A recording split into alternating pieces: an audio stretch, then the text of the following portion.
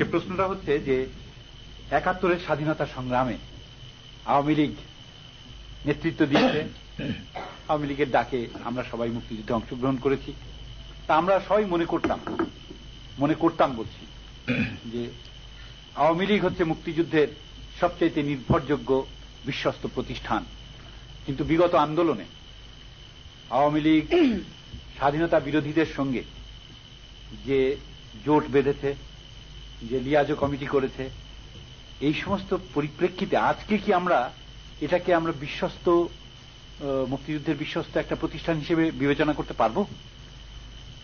আমার এখানে একটা কথা, সেটা হলো আমরা আমাদের আদর্শ বিচ্যুত হইনি বা নীতিমালা থেকেও আমরা দূরে যাইনি।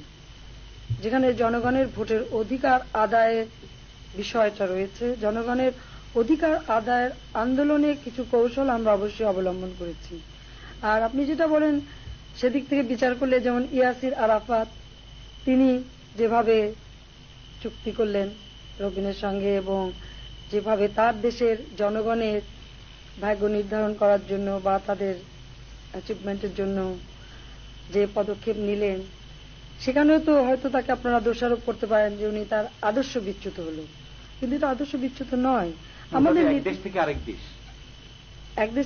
দেশ হলেও ঠিক এক দেশ হলেও এখানে জাতিগত একটা বিষয় রয়ে গেছে, তাই না? কাজে সম্পূর্ণ আপনি ভিন্ন দৃষ্টিতে দেখতে পারেন না। এটা একটা কৌশলের ব্যাপার, সব থেকে বড় কথা হচ্ছে আমরা যা কিছু করছি জনগণের স্বার্থে করছি, সেটা হলো বড় কথা।